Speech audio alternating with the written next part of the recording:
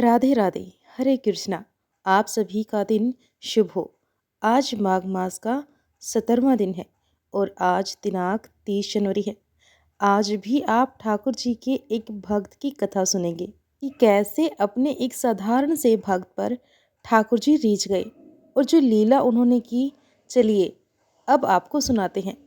एक भक्त हुआ करते थे रामदास जी, जो गोदावरी के किनारे कनकावती नाम की नगरी में रहा करते थे।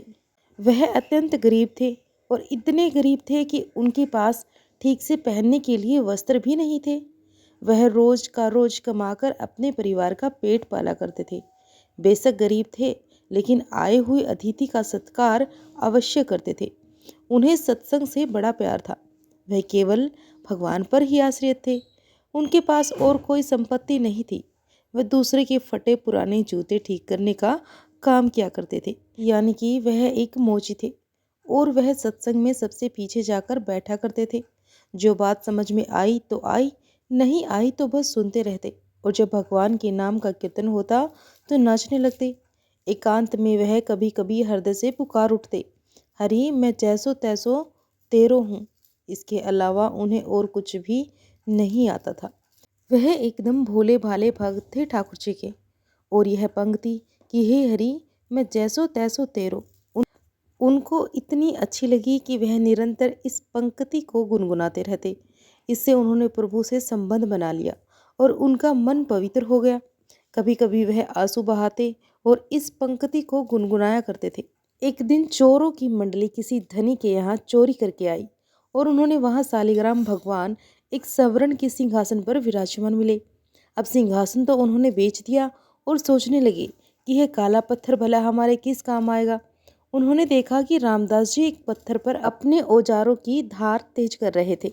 वे चोर उनके पास आए और उन्हें कहने लगे कि अगर तुम हमें नए जूते दे दो तो हम तुम्हें यह चिकना पत्थर दे देंगे। अब यह तुम्हारे औजार घिसने के काम आएगा। तब रामदास जी ने चोरों से सालिग्राम जी को ले लिया और उन्होंने जब चिकने पत्थर में अपने औजार घिसे तो उनकी बढ़िया तेज धार हो गई। उन्होंने सोचा कि चलो जूते के बदले आज अच्छा पत्थर मिल गया। अब वह उसी पत्थर से औजार घिसते और कभी कभी आंसू बहाते और कहते कि ए हरि मैं जैसो तैसो तेरो हूँ। अब उनके आंसू अब सालिग्राम जी पर गिरा करते। अब जब जोर से खींचना होता तो वे दोनों चरणों के बीच में सालिग्राम जी को फंसा लेते और फिर घिसते। सालिग्राम जी को अपने पैरों के बीच में पकड़कर उनको बड़ा आनंद मिलता। अब भगवान बड़े लीला बिहारी हैं। उन्हें इस बात से कोई भी फर्क नहीं पड़ता कि आप उनके साथ क्या करते हैं। उन्हें तो फर्क इस बात का पड़ता है कि आप उनकी भक्ति किस प्रकार से कर रहे हैं, उन्हें कितना याद कर रहे हैं, कितना स्मरण कर रहे हैं। अब एक दिन कोई पंडित जी अपनी पादुका ठीक कराने वहां आए।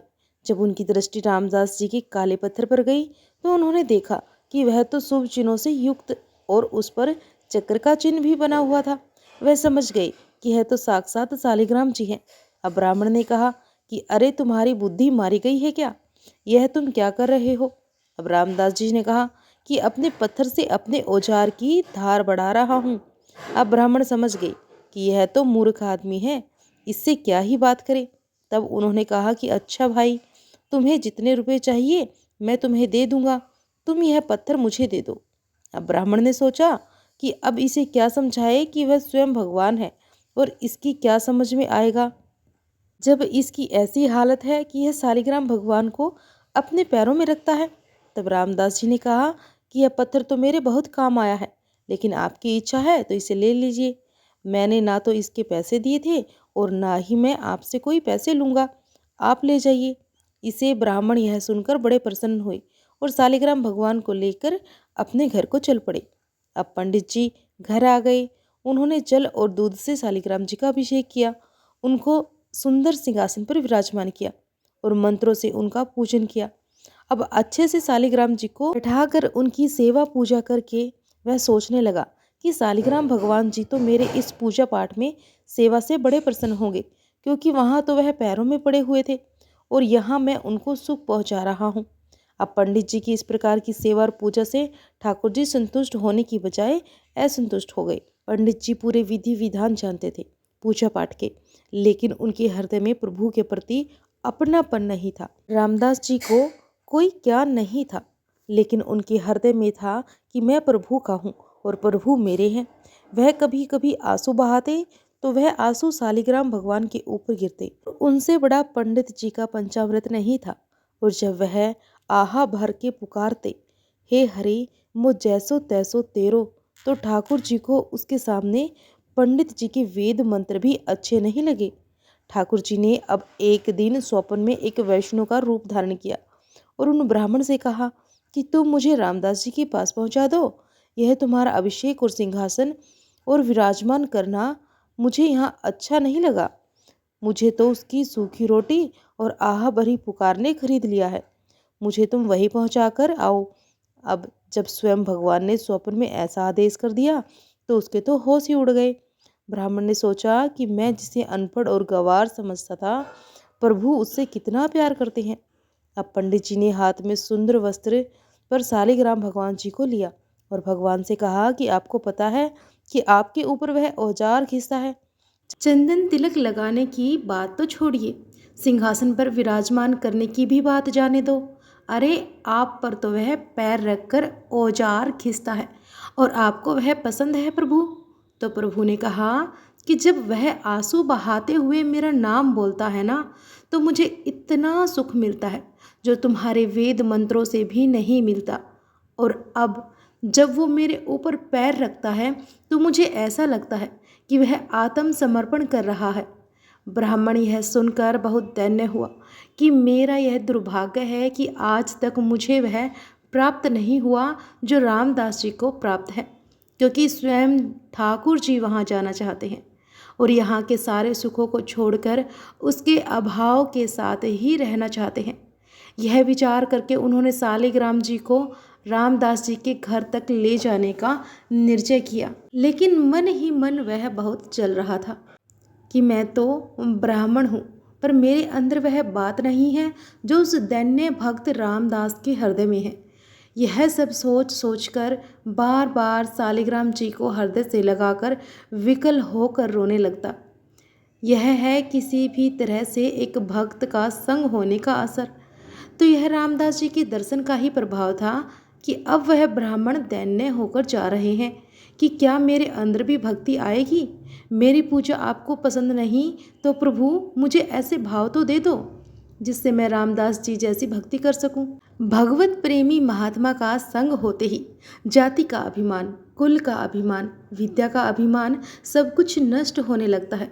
ब्राह्मण जी अब शालिग्राम भगवान को एक कपड़े में रखकर रामदास जी के घर आए और देखा कि रामदास जी की आंखों से तो आंसू बह रहे थे और रोते रोते उनके मुख से बार बार निकल रहा था कि हे हरि मैं जैसो तैसो तेरो हूँ। अब ब्राह्मण के तो होश उड़ गए। देखा कि उनके कपड़े फटे और पुराने हैं, शरीर बहुत दुर्बल पतला और कमजोर है, क्योंकि खान पान की उचित सामग्री उनके पास नहीं है। उनको तो बस एकांत में बैठकर बार बार ठाकुर जी को पुकारना अच्छा लगने लगा। उसको यह भी नहीं पता था कि यही भक्ति है।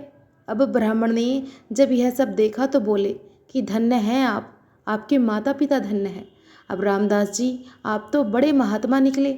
मैं तो आपकी ऊंची स्थिति को समझ ही नहीं पाया। आपके अधीन स्वयं भगवान है। अब धीरे धीरे रामदास जी के नेत्र खुले और वह अपने भाव से बाहर निकले। तब पंडित जी ने उन्हें बताया कि जिन पर तुम पत्थर समझकर अपने औजार खींचते थे, यह तो स्वयं साक्षात शालिग्राम भगवान है। यह सारे विश्व के स्वामी हैं, घट घट में विराजमान है। यह सबके आश्रय हैं। इनकी शरणागत में जाने से जीव बंधन मुक्त हो जाता है और यह तुम्हारी सरलता और प्रेम से रीझ गए हैं। जब मैं इनको लेकर गया, मैंने पंचामृत से इनका अभिषेक किया, वैदिक शास्त्रों द्वारा इनकी स्तुति की, इनकी सेवा की, इन्हें भोग लगाया, लेकिन यह सब इनको पसंद नहीं आया। इनको तुम पसंद आए। मेरे स्वप्न में यह एक वैष्णव रूप धारण करके आए और मुझे आदेश दिया कि मुझे तो बस रामदास जी के पास वापस भेज दो।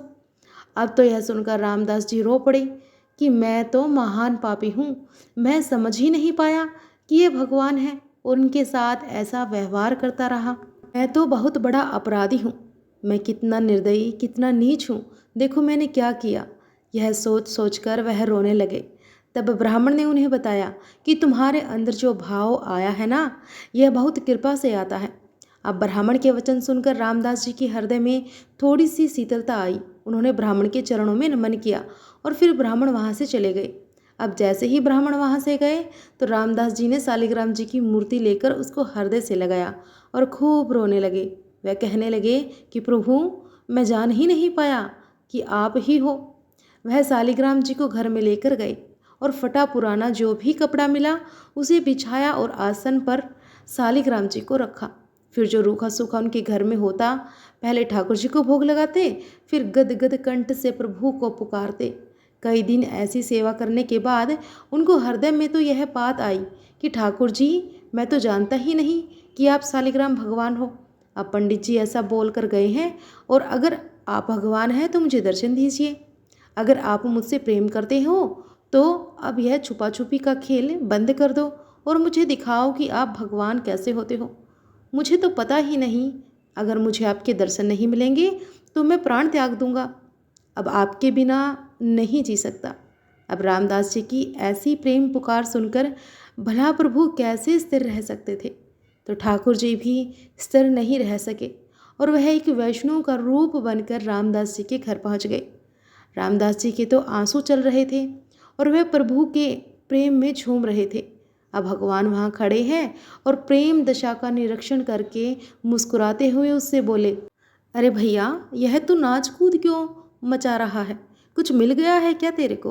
अब रामदास जी को आवाज़ सुनाई दी तो उन्होंने आंखें खोलकर देखा कि कोई वैष्णव है और उन्होंने उन्हें साष्टांग दंडवत प्रणाम किया। उन्होंने वैष्णव से कहा कि जब से ये शालिग्राम मिले हैं तब से मेरे हृदय को कुछ हो रहा है, बहुत बेचैनी हो रही है, मुझसे जिया नहीं जा रहा है। तब वैष्णव ने उनसे पूछा, क्या आप इन शालिग्राम को भगवान समझकर पूछते हैं? अब रामदास जी ने कहा कि हाँ, मेरे अंदर एक आकांक्षा हुई कि मैं भगवान को साक्षात देख लूं, लेकिन अब तक मुझे उनके दर्शन नहीं हुए हैं। मुझे तो कोई पूजा विधि नहीं आती, कोई मंत्र आदि नहीं आता। जैसा मन में आता है मैं तो वैसा ही कर लेता हूँ। क्या दीन दयालु प्रभु मुझ पर रीझ जाएंगे? ऐसा कहकर रामदास जी चिल्ला चिल्ला कर रोने लगे। यह भक्ति के आंसू थे, भगवान से विरह के आंसू थे। और वैष्णव ने उनकी यह दशा देखी तो कहने लगे कि यह बात तो ठीक नहीं है। भगवान तो बड़े बड़े योगी मुनियों की तपस्या से भी उनको दर्शन नहीं देते, तो फिर भला तुम जैसे साधारण मनुष्य को भगवान कैसे दर्शन देंगे? मेरी बात मानो, यह दर्शन की बात छोड़ो और अपना काम धंधा करो। अब थोड़ी देर रोज भजन साधना कर लिया करो। अब वैष्णव की यह बात सुनकर मानो रामदास जी का हृदय फट गया हो, यह सोचकर कि भगवान के उन्हें दर्शन ही नहीं होंगे। अब उनकी आंखें खुली की खुली रह गई।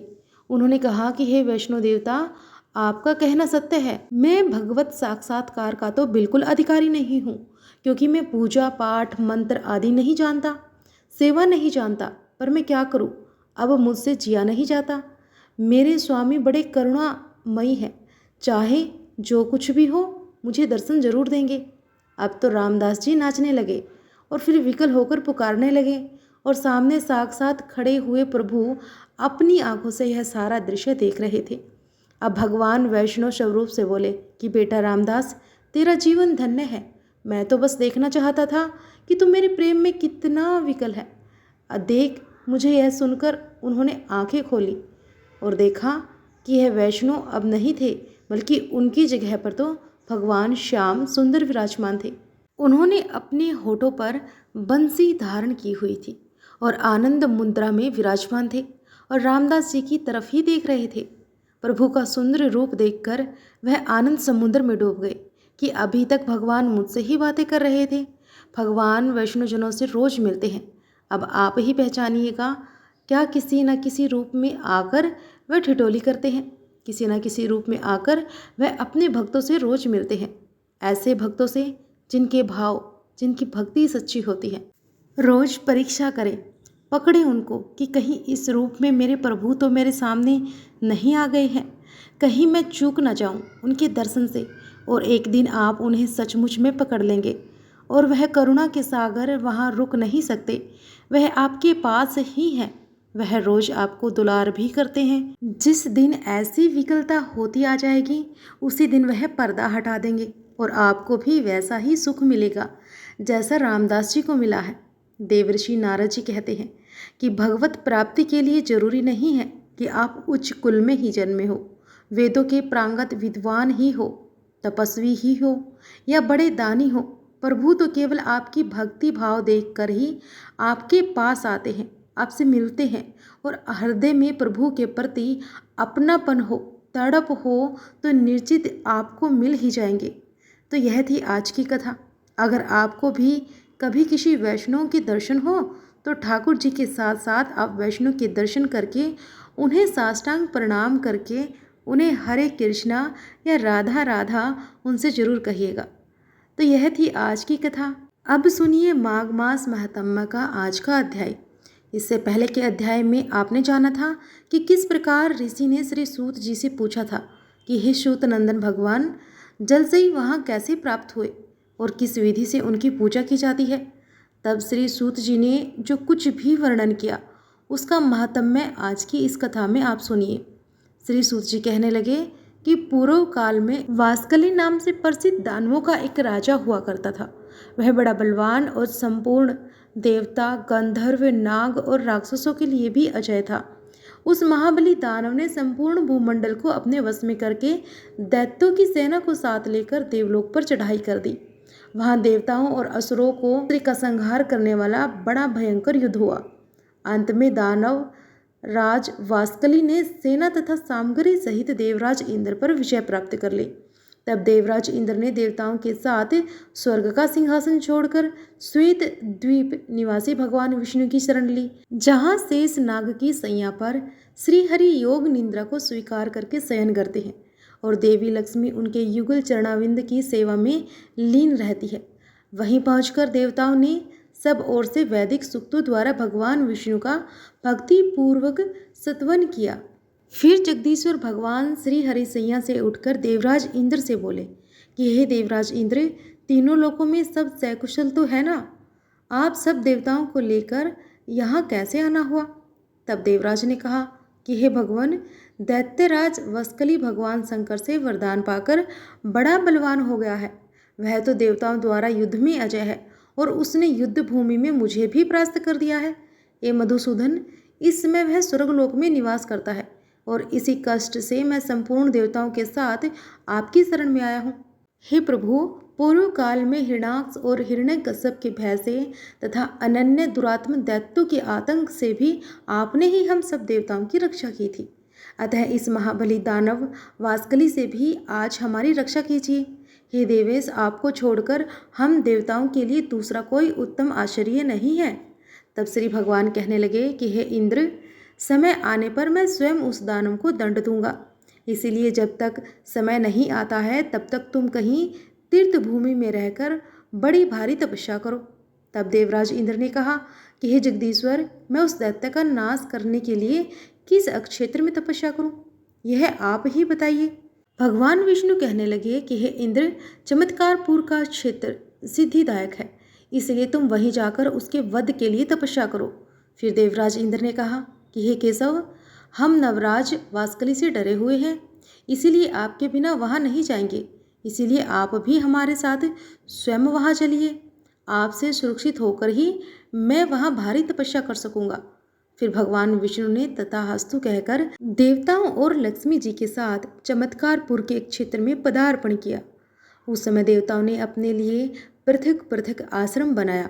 अब भगवान विष्णु ने वहाँ के प्राचीन और सुविस्तृत कुंड में क्षीर सागर का आह्वान किया और श्वेत द्वीप की तरह वहाँ भी वे शयन करने लगे।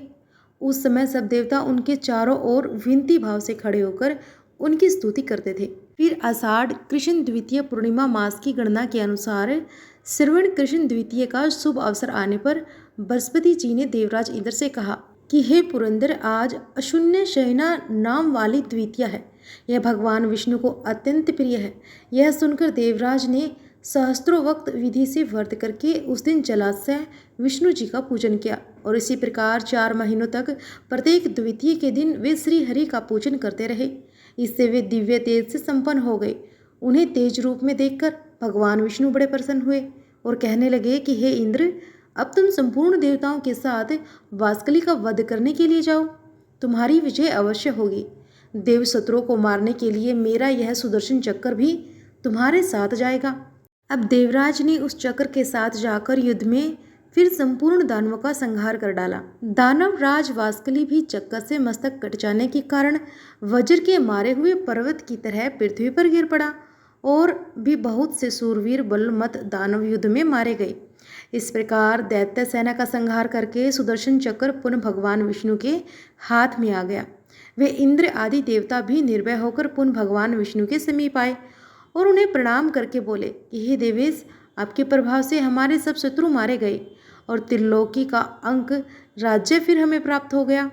अब हमारे लिए सदैव कल्याण करने वाला तथा हमारे शत्रुओं को भय पहुँचाने वाले जो भी कर्तव्य हो उसका उपदेश कीजिए। तब श्री भगवान कहने लगे कि देवतागणों, मुझे तो संपूर्ण लोकों का हित करने के लिए पवित्र जल से भरे हुए इस कुंड में अब सदैव निवास करना है। इसीलिए तुम्हें प्रतिवर्ष यहाँ आकर पर्यटन पूर्वक चातुर्मास में होने वाले अशून्य शयन व्रत का पालन करना चाहिए, जिससे तुम्हारे शत्रु होंगे ही नहीं।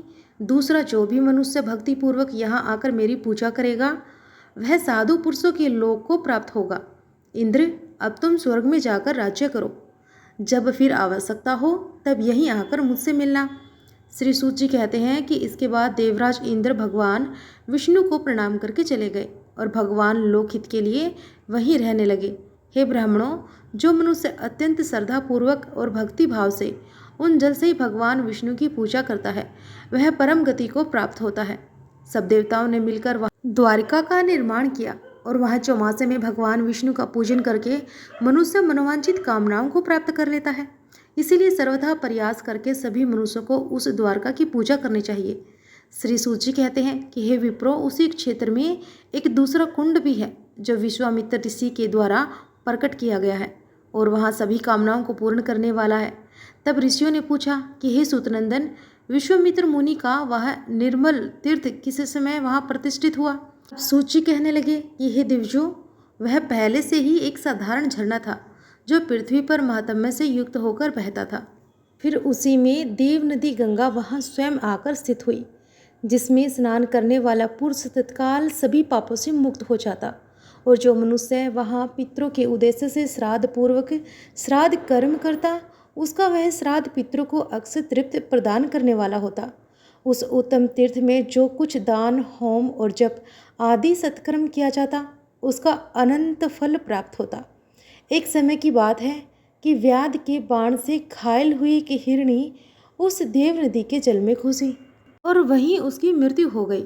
उस पुण्य जल के प्रभाव से वही हिरणी स्वर्ग लोक में मेनका नामक अप्सरा हुई और वह अप्सरा उस तीर्थ के प्रभाव का स्मरण करती हुई चैत्र शुक्ल तृतीय को और रविवार और भरणी नक्षत्र का योग होने पर सदा वहां आकर स्नान किया करती थी। किसी समय वैसा ही योग आने पर मुनीश्वर विश्वामित्र भी कहीं से घूमते हुए उसी तीर्थ में आ गई। इधर मेनका भी देव दर्शन के लिए स्वर्गलोक से आई और भगवान की पूजा करके स्वर्ग में जाने लगी। तब तक उसकी दृष्टि वहाँ इधर उधर घूमते हुए मुनिवर विश्वामित्र पर पड़ गई। उन्हें देखते ही मेनका काम के अधीन हो गई और शीघ्रता पूर्वक उनके समीप गई। उस सुंदरी को देखकर मुनि ने पूछा कि कल्याणी, तुम्हारा शुभ हो। मन, वाणी और क्रिया द्वारा भगवान विष्णु के चरणों में तुम्हारी अविचल भक्ति हो। बाले, क्या तुम सदाचार और विनय से युक्त होकर सदा प्रेम बोलती हुई अपने पति के चरणाविंद की सेवा में संलग्न रहती हो? क्या तुम्हें सदा अपने पति की प्रियतमा होने का सौभाग्य प्राप्त है? क्या पति के सामने या फिर परोक्ष में भी तुम दान आदि से अपने बंधु बांधवों और सुहृद का सत्कार करती हो? क्या तुम पति के सो जाने पर सोती हो और उनके जागने से पहले ही उठ जाती हो? और क्या प्रातःकाल उठकर तुम प्रतिदिन अपने घर में स्वयं ही झाड़ू लगाती हो? क्या देवताओं को नमस्कार करके घर के गुरुजनों को प्रतिदिन प्रणाम करती हो और उन सबको अपनी शक्ति के अनुसार अन्न और जल देकर फिर सबके बाद भोजन करती हो? क्या जल जंतुओं की रक्षा करती हुई अपने सघन वस्त्रों से पानी को 7 बार छानकर पीती हो? कभी सूर्यास्त के समय तुम भोजन तो नहीं करती? अपने सेवकों, कुटुंबीजनों और विशेषतः साधु संतों को दिए बिना तो तुम भोजन नहीं करती? क्या तुम दया भाव से युक्त होकर शरीर को कलेश देने वाले जूह, खटमल और मच्छर आदि का पुत्र की तरह पालन करती हो? क्या साधु पुरुषों के मुख से प्रतिदिन भक्ति पूर्वक कल्याणमय हो धर्म उपदेश सुनकर आदर के साथ उसका पालन भी करती हो? क्या पवित्र शास्त्र कथा सुनकर भी तुम शास्त्र का, वाचक का और उसकी विशेष व्याख्या करने वाले विद्वान का भी पूजन करती हो?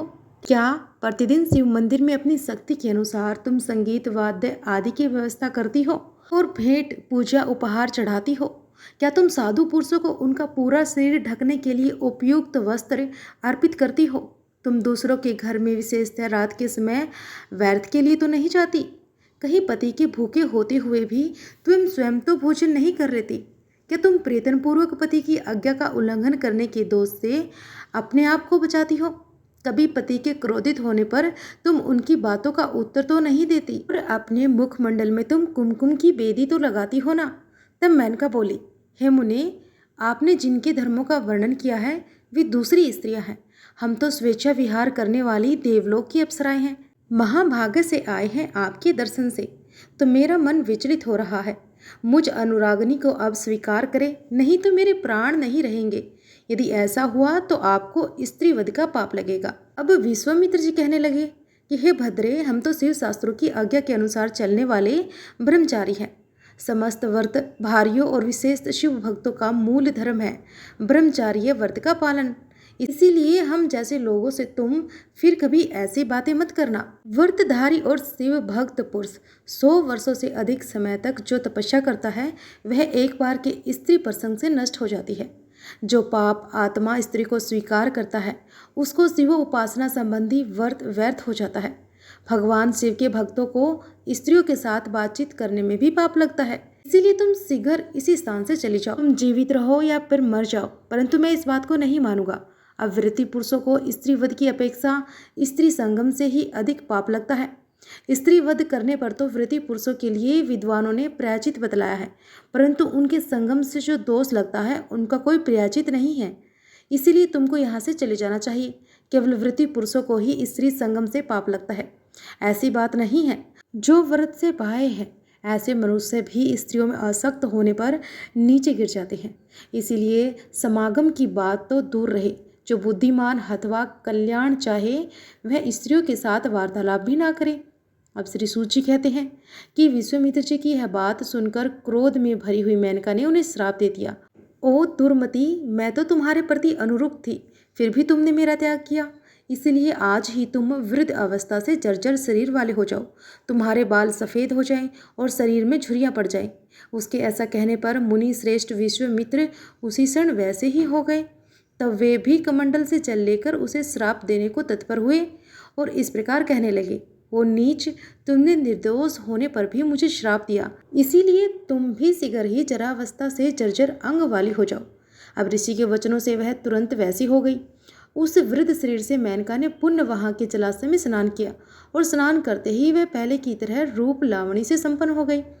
ये महान आश्चर्य की बात देखकर ऋषि विश्वामित्र ने भी तुरंत जाकर वही स्नान किया और वे भी पहले की तरह हो गए। उस तीर्थ के महात्म्य में मेनका और विश्वामित्र दोनों रूप तथा उदारता आदि गुणों से संपन्न हो गए और प्रसन्नता पूर्वक एक दूसरे से विदा लेकर अपने अभीष्ट स्थान को चले गए। उस तीर्थ का ऐसा महात्म्य जानकर महर्षि विश्वामित्र ने वहाँ देवादिदेव महादेव जी का लिंगमय रूप स्थापित किया और उस उत्तम तीर्थ में बड़ी भारी तपस्या की। उन्होंने उस सरोवर को और भी विस्तृत कर दिया और वहाँ स्नान करके जो पुरुष उस उत्तम विश्वामित्र द्वारा स्थापित किया लिंगमय शिव का पूजन करता है वह भगवान शिव के लोक में जाता है। आज भी उस तीर्थ में गंगा जल के समान पवित्र जल दिखाई देता है, जो सब पापों को हर लेने वाला है। जो श्राद्ध युक्त पवित्र हृदय से वहाँ स्नान करता है वह सर्वदेव पूजित विष्णु लोक को जाता है। श्री सूत जी कहते हैं कि हे महर्षि हटकेश्वर, अक्षेत्र में एक दूसरा परम सुंदर शाश्वत तीर्थ है। वहाँ स्नान करने वाला गूंगा मनुष्य भी बोलने में पटु हो जाता है और वहाँ ब्रह्मलोक तक के सभी लोकों में अपनी रुचि के अनुसार जाता है। प्राचीन काल में बलवर्धन एक राजा थे जो समुद्र पर्यंत संपूर्ण पृथ्वी को अपनी भुजाओं के बल से जीतकर उसका उपभोग करते थे। उनके एक सर्वलक्षण संपन्न पुत्र हुआ। पिता ने 12वें दिन श्रेष्ठ ब्राह्मणों को बुलाकर उसका नाम अम्बुवाची रखा। तब राजा का लाड़ प्यार पाकर वह बालक प्रतिदिन बढ़ने लगा।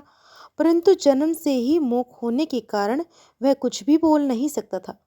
फिर उस बालक का 7वां वर्ष आने पर राजा बलवर्धन मृत्यु को प्राप्त हो गए। तब मंत्रियों ने राजा के उस पुत्र को राज्य सिंहासन पर बिठा दिया, क्योंकि उनका दूसरा कोई पुत्र नहीं था। इस प्रकार राज सिंहासन पर बैठे हुए बाल्य अवस्था से युक्त उस गूंगे राजा के राज्य में सभी ओर उन्माद होने लगा। जल जंतुओं की तरह बलवान लोग सभी ओर दुबलों को सताने लगे। तब मंत्रियों ने अपने पुरोहित वशिष्ठ जी से कहा कि महामते, इस राजा के बोलने के लिए कोई उपाय कीजिए। इसकी जड़ता से ही सारी पृथ्वी उजड़ती जा रही है, इसीलिए उचित उपाय कीजिए। तब दीर्घ काल तक विचार करके वशिष्ठ जी ने मंत्रियों से कहा, हटकेश्वर क्षेत्र में सभी कामनाओं को देने वाला सारस्वत नामक तीर्थ है, वहीं यह राजा स्नान करे।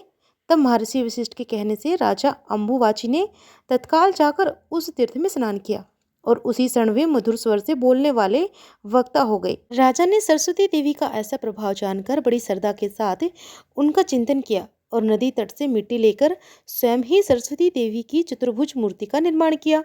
वे दाहिने हाथ में मनोहर कमल और नक्षत्रों के तेज को तिरस्कृत करने वाली अक्षमाला ली हुई थी तथा बाएं हाथ में उन्होंने दिव्य जल से भरा हुआ कमंडल और सब विद्याओं की उत्पत्ति की स्थान पुस्तक ले रखी थी।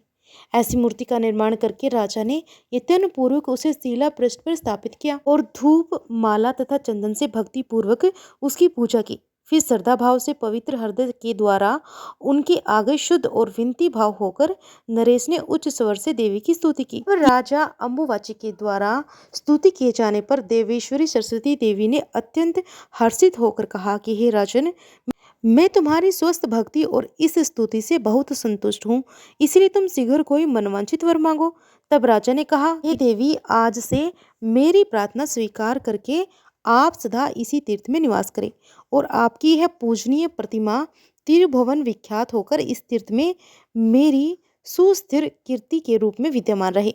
जो यहाँ स्थित रहने वाली आपकी आराधना जिस भी निमित्त करे, उसकी भक्ति के अनुसार आप उस कामना को शीघ्र पूर्ण करते रहें। तब देवी सरस्वती बोली, हे राजन, जो इस शुभ सलील में स्नान करके अष्टमी और चतुर्थी तिथि को यहाँ मेरी पूजा करेगा, उसकी मनोवांछित कामना को मैं अवश्य पूर्ण करूंगी।